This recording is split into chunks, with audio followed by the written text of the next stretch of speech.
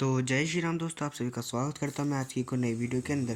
तो दोस्तों, जैसा कि आप जानते हो कि जो हमारे बोर्ड्स हैं उन्होंने अपनी अपनी वेबसाइट पे जो है अपनी डेट शीट को लागू कर दिया है, मतलब अपलोड कर दिया है। और अब हम सब जानते हैं कि हमारे जो एग्ज़ाम है दोस्तों बहुत ज़्यादा पास आ चुके हैं, ठीक है। तो उसके लिए मैंने आपके लिए वीडियो बना रहा हूँ। इस वीडियो के अंदर जो है मैं क्या बताऊँगा आप लोगों को, सिंपल सा बस इतना ही बताऊँगा कि आपका जो साइंस सब्जेक्ट है, इसके जो फिज़िक्स है, केमिस्ट्री, जो बायोलॉजी है और इसके जो डायग्राम्स हैं, इनके अंदर क्या क्या चीज़ें इंपॉर्टेंट हैं एज़ पर एनसीईआरटी कन्वर्सेशन, यानी कि एनसीईआरटी के अंदर आपका क्या क्या हुआ है, ठीक है, उसके अकॉर्डिंग भी। और as a perspective of exam, ठीक है, यानी कि आपके एग्ज़ाम के नज़रिए से भी क्या क्या चीज़ें इंपॉर्टेंट है, क्या क्या चीज़ें कई बार रिपीट हो चुकी हैं, क्या क्या चीज़ें बार बार रिपीट होती हैं, क्या क्या चीज़ें इंपॉर्टेंट है। आज की वीडियो में हम लोग यही सब जानेंगे। इनको हम वैसे तो ज़्यादातर चीज़ें आसान है, लेकिन कुछ चीज़ें हैं वो थोड़ी मुश्किल, तो हम ना किसी पर्टिकुलर वीडियो में, इसकी नेक्स्ट वाली वीडियो के अंदर उनके बारे में डिस्कस कर लेंगे, ठीक है। अगर मैं नहीं भी बना पाता, क्योंकि अभी मेरे को इंपॉर्टेंट वीडियोज़ की सीरीज़ बनानी है, अगर मैं नहीं बना पाता हूँ तो आप क्या करना, इन सभी टॉपिक्स को अच्छे से कर लेना, चाहे कहीं और से देख लेना। मैं ट्राई कर लूँगा बनाने का, लेकिन मैं सोच रहा हूँ ज़्यादा इंपॉर्टेंट है इंपॉर्टेंट चीज़ों को बनाना, क्योंकि सीख तो आप बाद में भी लोगे ना, मतलब समझ रहे हो, मतलब सीखना ज़्यादा इंपॉर्टेंट है, लेकिन उसको पता भी होना चाहिए, ठीक है। तो फटाफट से हम स्टार्ट करेंगे फिजिक्स, केमिस्ट्री और बायोलॉजी से। स्टार्ट करते हैं केमिस्ट्री से। केमिस्ट्री के अंदर हमारे सबसे ज़्यादा इंपॉर्टेंट यहाँ पे पहला और दूसरा पॉइंट आ जाता है। सबसे पहले आता है संयोजन और वियोजन अभिक्रिया। ये वाला जो है ये हर बार एग्ज़ाम के अंदर आता है ज़्यादातर। अगर मान लो आप 10 पेपर कर रहे हो, 10 में से आपको 7-8 पेपर के अंदर तो ये वाली रिएक्शन या इससे रिलेटेड कुछ भी आपको मिल जाएगा। ये किसी भी तरह से आ सकता है, चाहे आपका जो है 1 नंबर में आ जाए, 2 नंबर में आ जाए, 3 नंबर में आ जाए, फिर इसकी कोई एक रिएक्शन पूछ लीजिए। फिर कभी कभी ना क्या होता है कि आपसे संयोजन और वियोजन दोनों में कोई अंतर करने के लिए बोल देता है। इस कंडीशन में क्या होता है, आपको ना मतलब एक बोलता है कि ऐसे इन दोनों में बताओ क्या क्या डिफरेंस है, एक एग्जांपल मांगता है। तो आपको क्या करना है, इनके ना एग्जांपल याद रखने हैं और साथ ही साथ आपको इनके जो है तरीके याद रखने हैं। और कभी कभी ना 5 नंबर का भी दे देता है जब डिफरेंस वगैरह पूछता है, तो आप इनको कर लेना अच्छे से। वैसे ज़्यादा मुश्किल टफ टॉपिक नहीं, बहुत आसान है। इस जैसे आप देखो, इसके अंदर जैसे तुलना करने के लिए बोलता है, ठीक इसी तरह से एक और टॉपिक है जिसके अंदर तुलना करने के लिए बोल सकता है, वो है ऊष्माक्षेपी और ऊष्माशोषी। ये दोनों एक अभिक्रिया है जिनके अंदर से बहुत अधिक मात्रा में ऊष्मा निकलती है। तो इन दोनों के अंदर भी अंतर करने को बोल सकता है। इसके अंदर बहुत अधिक मात्रा में ऊष्मा निकलती है, इसमें ऊष्मा अंदर सोख ली जाती है, उसका शोषण होता है इसके अंदर, ठीक है। दोनों का आपको एक एक एग्जाम्पल याद रखना है, ठीक है, बस आपको इतना काम हो जाएगा। ये भी 2-3 नंबर का आ जाता है ये वाला दूसरा टॉपिक, और कभी कभी एग्जाम में 5 नंबर का पूछ ले जाता है, लिखते रहना साथ साथ, ठीक है। 3rd नंबर पे आता है हमारा रासायनिक समीकरण को संतुलित करना। यहाँ पे मैं आपको कुछ टॉपिक्स बता रहा हूँ, आपको इन टॉपिक्स को अच्छे से यहाँ पे कर लेना, आपके काफ़ी अच्छे खासे मार्क्स बन जाएंगे। तो जैसे हमारा कोई भी रासायनिक अभिक्रिया है, ये एग्ज़ाम में ज़रूर आता है 2 नंबर का या 4 नंबर का। 4 नंबर तो इसका नॉर्मल है, कभी कभी जो है क्या होता है कि थोड़ा ना कम आ जाता है एग्ज़ाम के अंदर, तो 2 नंबर का आ जाता है, लेकिन कितना भी हो ये आता ज़रूर है, जिसमें आपको एक रासायनिक समीकरण दिया है, उसको संतुलित करना होगा, ठीक है। मोस्ट इंपॉर्टेंट टॉपिक आपको इसको तो ज़रूर से करना ही करना है, ठीक है। ये कर लिया तो आपके 4 नंबर पक्के। उसके बाद अम्ल, क्षार, लवण, ये जो 3 टॉपिक्स हैं आप इनको थोड़ा अच्छे से कर लेना है। क्या क्या कर सकते हो आप इसके अंदर, इनके एक एक एग्जाम्पल याद रख सकते हो, और जो एग्जाम्पल आप याद रखोगे ना उनके है ना, आप वो फॉर्मूले भी याद रखना, इनकी परिभाषा याद रखना, इनके गुणों को याद रखना कि अम्ल खट्टे होते हैं, क्षार ये होता है, लवण ये होता है, ऐसे ऐसे लिख देना। और इनसे रिलेटेड जो अभिक्रिया हैं वो भी आप कर सकते हो अगर आपके पास टाइम है तो, वरना अम्ल, क्षार और लवण को आपको अच्छे से कर लेना है। फिर आ जाता है हमारा बेकिंग सोडा। बेकिंग सोडा में कुछ भी नहीं है, इससे रिलेटेड आपको बस 2 ही चीज़ों को याद रखना है। 2 चीज़ें कौन सी, एक इसका सूत्र याद रखना है और बनाने की विधि, यानी कि कैसे इसका सूत्र है और क्या इसके बनाने की विधि है। लाइक दिस एक और चीज़ आ जाती है हमारी धावन सोडा, यानी कि हमारा ब्लीचिंग पाउडर, ठीक है। तो धावन सोडा का भी आपको सूत्र याद रखना है और कैसे ये बनता है वो आपको याद रखना है। इसी तरह से आपने पुट्टी तो देखी होगी जो दीवारों पे करी जाती है, ठीक है, उसी तरह से हमारा जो है प्लास्टर ऑफ पेरिस होता है, हम उसको क्या बोलते हैं बच्चों, प्लास्टर ऑफ पेरिस होता है। आपको इसका बस सूत्र याद रखना है, ठीक है। और जब इसी पुट्टी को जब सुखा दिया जाता है तो जिप्सम बन जाता है, उसका भी आप सूत्र यहाँ पे याद रखना है, आपको मैंने लिखा नहीं है, ठीक है। फिर आ जाता है हमारा एक आ जाती है अभिक्रिया जो कि उदासीनीकरण अभिक्रिया, ठीक है। तो उदासीनीकरण अभिक्रिया जो है आपको इसकी परिभाषा याद रखनी होगी। क्या याद रखनी होगी बच्चों, परिभाषा और इसके उदाहरण, ठीक है, इतना आप कर सकते हो। उसके बाद धातु और अधातु में आपको हमेशा अंतर करने के लिए ही बोलता है। साथ ही साथ मैं आपको बता देता हूँ किस तरह के क्वेश्चन धातु और धातु से पूछे जाते हैं। याद रखना, आपको हमेशा जब भी इनमें अंतर करने के लिए बोला जाएगा तो वो आपको रासायनिक तरह से ही अंतर करेगा, यानी कि रासायनिक दृष्टि से। जब आप 8th क्लास के अंदर थे तो आपको भौतिक दृष्टि से इनमें अंतर करना होता था कि धातु कठोर होते हैं, अधातु कठोर नहीं होते हैं, धातु ऐसे होते हैं, धातु को हम जो है पीट सकते हैं, धातु ये होते हैं, धातु वो होते हैं, धातु आघातवर्ती होती है, सब भौतिक गुण होते हैं, ठीक है। और इन्हीं का हम अधातु में अपोजिट कर देते थे, जो कि छोटी क्लासेस तक था। अब हम जो है 10th के अंदर हैं तो हमें जो है थोड़ा बड़े लेवल पे दिया जाता है रासायनिक दृष्टि से। कुछ भी नहीं है, बहुत आसान होता है। रासायनिक जो है भौतिक से भी आसान होता है। इसके अंदर क्या करना होता है, आपको अम्लों से भी क्रिया करानी होती है। इसके जो क्षारक, इसके जो ऑक्साइड बनते हैं धातु के क्षारीय होते हैं, अधातु के अम्लीय होते हैं। इसके आपको एक का समीकरण आप याद रख सकते हो, ठीक है। तो ये धातु अधातु वाला जो है ये भी इम्पॉर्टेंट टॉपिक है, आपको इसको भी अच्छे से कर लेना है, ठीक है। आगे और भी टॉपिक्स मैं आपको दिखाऊंगा, ठीक है। टोटल मैं 40 टॉपिक लेके बैठा हूँ, ठीक है। फिर देखते हैं विद्युत रासायनिक श्रेणी। ये दोस्तों एक इम्पॉर्टेंट टॉपिक है, कुछ ज़्यादा इम्पॉर्टेंट टॉपिक है विद्युत रासायनिक श्रेणी। आप इस टॉपिक को ना कर लेना एक बार। फिर आता है हमारा संतृप्त और असंतृप्त। ये 3 या 4 नंबर का तो आपके एग्ज़ाम में आता ही रहता है, और कभी कभी इनके अंदर अंतर करने को पूछ लेता है। तो संतृप्त और असंतृप्त क्या होता है, मैं आपको थोड़ा सा आइडिया दे देता हूँ। ये हाइड्रोकार्बन होते हैं, और जो संतृप्त होता है ये देखो जैसे कार्बन है, आपने कार्बन वाला चैप्टर पढ़ा, उसके अंदर क्या पता चलता है कि जो कार्बन होते हैं, कार्बन कार्बन आपस में 3 तरह से कनेक्ट होते हैं। पहला तो होता है कि वो सिंगल बॉन्ड बनाते हैं, दूसरे में डबल, और तीसरे वाले में ट्रिपल बॉन्ड बनाते हैं, ठीक है। तो जो कार्बन सिंगल बॉन्ड बनाते हैं वो हमारे एल्केन होते हैं। तो जो कार्बन हमारे सिंगल बॉन्ड बनाते हैं वो एल्केन होते हैं, और एल्केन को ही हम संतृप्त बोलते हैं, ठीक है। यानी कि सिंगल बॉन्ड बनाने वाले हाइड्रोकार्बन को हम संतृप्त बोलते हैं, और ये जो है ना बाकी के, इनको हम बोलते हैं असंतृप्त। तो इस तरह से आपको जो है याद रखने, तो मैंने आसान भाषा में बताया है, आप इनको थोड़ा अच्छे से याद रखना कि कार्बनों के पास लंबी श्रृंखला बनाने की क्षमता होती है, और इस तरह से जो एक तरह से बनाते हैं बॉन्ड अपना, उसको हम संतृप्त बोलते हैं। आप थोड़ा अपनी बुक की भाषा में लिख सकते हो, ठीक है। ये आसान भाषा थी याद करने के लिए। उसी की तरह सजातीय श्रेणी, ये सजातीय श्रेणी भी आपको याद रख मतलब समझना पड़ेगा कैसे हम करते हैं। ये इंपॉर्टेंट टॉपिक है, ठीक है। ये अच्छा खासा नंबर का आ जाता है आपका, तो यहाँ पे आप देख सकते हैं। इसके बाद आ जाता है हमारा IUPAC नामकरण। इसकी ना आपको फुल फॉर्म भी याद रखनी पड़ेगी, मैं फुल फॉर्म लिखना भूल गया यहाँ पे, ठीक है। तो इसकी आपको फुल फॉर्म भी याद रखनी पड़ेगी। इसकी फुल फॉर्म जैसे कि आपको पता ही है, international union pure of applied chemistry, ठीक है। तो ये फुल फॉर्म भी आपको याद रखनी पड़ेगी। अप्रोक्सीमेट 6 मार्क्स का आपके एग्ज़ाम के अंदर आ जाता है। आप लोग यहाँ पे आराम से स्क्रीनशॉट खींच सकते हो। ओके गाइस, तो देखिए यहाँ पे हमारा सेकंड पेज आ चुका है। अब हम जानते हैं साबुन की प्रक्रिया और सूत्र। तो जो साबुन होता है वो किस तरह से बनता है, साबुन से रिलेटेड आपके 2-3 तरह से क्वेश्चन आते हैं। सबसे पहला साबुन की प्रक्रिया या फिर इसका सूत्र, और साथ ही साथ साबुन कैसे कैसे रिएक्ट करता है।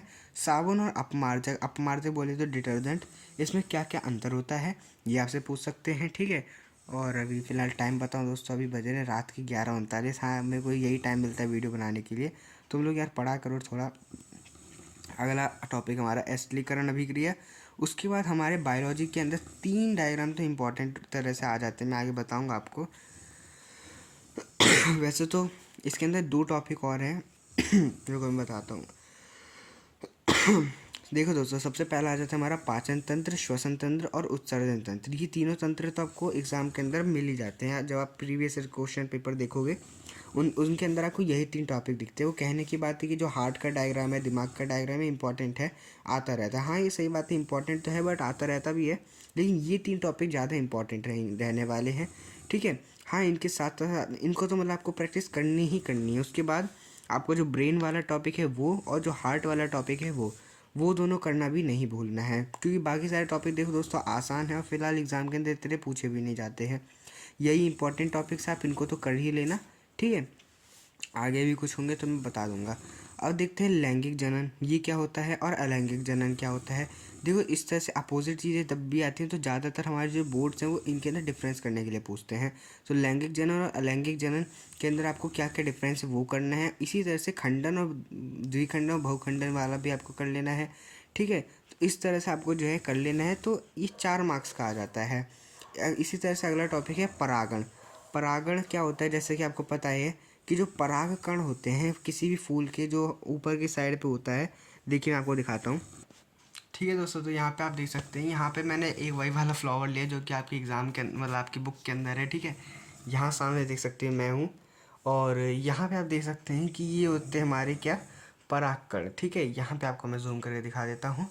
ये दोस्तों ये देखिए, ये होते हैं हमारे क्या, परागकण। अब आप अपनी बुक के अंदर अच्छे से देख लेना इस डायग्राम को, और आपको ना इस फूल की अच्छे से प्रैक्टिस भी यहाँ पे कर लेनी है। हाँ गाइस देखिए, वैसे मैं दिखाता नहीं हूँ, अब आज मेरे को खुजली हो रही थी, दिखा दिया। ठीक है, अब यहाँ देखो हमने लैंगिक जनन, परागण। ठीक है, अब पुष्प की संरचना और नर और मादा का जनन तंत्र, ये एक इम्पॉर्टेंट टॉपिक है। इससे रिलेटेड भी काफ़ी सारे क्वेश्चन आ जाते हैं, नहीं तो लेवलिंग के लिए भी आ जाता है, यानी कि आपको बना बनाया दे देगा, आपको इनके नाम लिखने पड़ेंगे। ठीक है, तो ये नर और मादा का जनन तंत्र जो है बायोलॉजी के अंदर एक इम्पॉर्टेंट टॉपिक है। ठीक है, ये आपको कर लेना है, ये भी इम्पॉर्टेंट है बहुत। ठीक है, अब हम जानते हैं डीएनए और आरएनए। डीएनए बोले तो डिऑक्सी राइबो न्यूक्लिक अम्ल, और ये क्या होता है, आरएनए हमारा राइबो न्यूक्लिक अम्ल। ठीक है, इन दोनों में क्या क्या अंतर होता है वो आपसे पूछ लेगा, और ये एक इम्पॉर्टेंट टॉपिक यहाँ पर होने वाला है। ठीक है, याद रखना, जहाँ जहाँ मैंने इम्पॉर्टेंट लिखा है ये ज़्यादा इम्पॉर्टेंट है। ठीक, इसी तरह से मेंडल के आनुवंशिकता का नियम दोस्तों, ये लगभग 5 नंबर तक का एग्ज़ाम के अंदर पूछ लिया जाता है कि मेंडल के आनुवंशिकता का नियम, और लगभग पूछा तो जाता ही है। अब कभी कभी किस्मत अच्छी होती है इस टॉपिक की तो 5 नंबर में आ जाता है, वरना 1 नंबर यानी कि कभी कभी 2-3 नंबर का आ जाता है, चाहे एमसीक्यू के अंदर आ जाए और आगे पीछे से कोई क्वेश्चन बन जाए, तो मतलब ये आता रहता है, तो आप इसको कर लेना। ठीक है, फिर देखते हैं हमारा एक संकर और द्विसंकर संकरण। ये दोनों जो संकरण है, ये क्या होते हैं, इनके क्या क्या लक्षण होते हैं, वो सब आपको कर लेना है। ठीक है, फिर लिंग निर्धारण की प्रक्रिया। लिंग निर्धारण क्या होता है, वो कैसे होता है, किसके कौन उत्तरदायी होता है, माता या पिता, वो सब भी आपको इसके अंदर जानने को मिलता है, तो वो आपको कर लेना है। मानव मस्तिष्क जो है ये, और तंत्रिका तंत्र, ये दोनों भी क्या है, एक इम्पॉर्टेंट टॉपिक्स हैं। ठीक है, ये दोनों भी क्या है, एक हमारे इम्पॉर्टेंट टॉपिक्स होने वाले हैं, तो आपको इन दोनों टॉपिक्स को भी यहाँ पे अच्छे से कर लेना है। आई होप आपको समझ में आ रहा होगा मैं क्या कहना चाह रहा हूँ।